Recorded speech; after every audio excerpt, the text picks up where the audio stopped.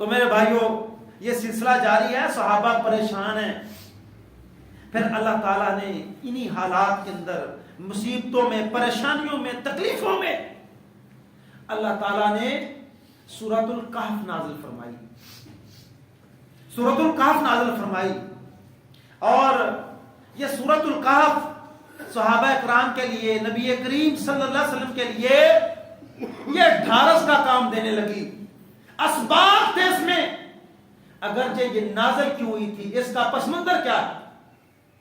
مکے کے کافروں نے یہ مدینہ کی طرف کچھ لوگ بھیجے کہ جو مدینہ کے یہودی ہیں نا، بڑے بڑے عالم تورات اور انجیل کے، ان سے پوچھ کے تو ہمیں ایسی بات بتلائیں کہ محمد سے پوچھیں تاکہ پتہ چل جائے یہ واقعی نبی ہے یا نہیں.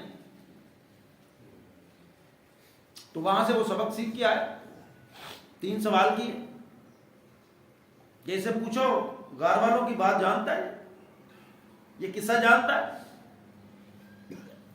دوسرا سوال، ایک آدمی نے مشرق سے مغرب ساری دنیا کا سفر کیا، اس کے بارے میں جانتا ہے؟ اور تیسرا سے پوچھو روح کیا ہے.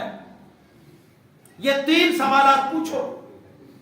اگر یہ جواب دے تو سمجھو یہ سچا آدمی، اور اگر جواب نہ دے سکے تو سمجھ لینا جھوٹا آدمی.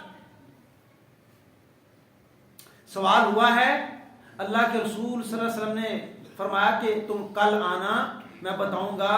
اور یہ امید تھی کہ اتنی دیر میں اللہ آسمانوں سے وحی بھیج دے، لیکن وحی کے آنے میں تاخیر ہو گئی. بعض نے 16 دن لکھا ہے، بعض نے 20 دن لکھا ہے. اتنے دن وحی نہیں آئی. رسول اللہ صلی اللہ علیہ وسلم کو دوہری پریشانی کہ کافر اعتراض کریں گے کہ بھائی یہ کہتا تھا کل آنا، ہاں آپ نے انشاءاللہ نہیں کہا تھا، آپ انشاءاللہ کہنا بھول گئے. اور دوسری پریشانی یہ تھی کہ وحی میں تاخیر کیوں ہو رہی، کیا تاخیر ہوتی چلی جا رہی. اور ادھر سے مکے کے بادشاہوں نے یہ باتیں کرنا شروع، لو وہ کیا دادا آؤ مجھ سے پوچھو، یہ سوال کیا جواب نہیں دے پایا. اگر علماء سے آپ سوال کریں نا، ان کو بھی تحقیق میں تاخیر ہو جائے، تھوڑا صبر کر لیا کریں. بعضوں کیا کرنا مولوی پیران کا جواب دے، جنہ تیرے کو علم ہے دنیا نے کسے بندے کو.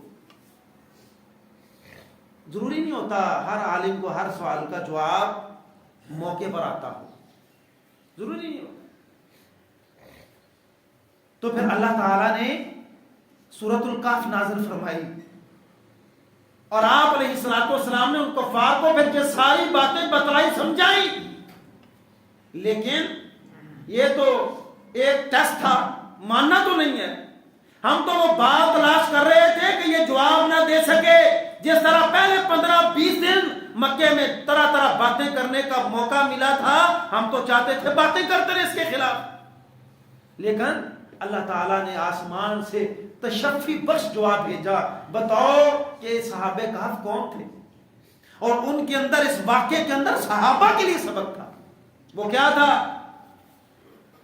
کہ ایسے علاقے، ایسی جگہ، ایسے وطن جہاں رہ کر دین پر عمل کرنا مشکل ہو، اس کو چھوڑ جاؤ.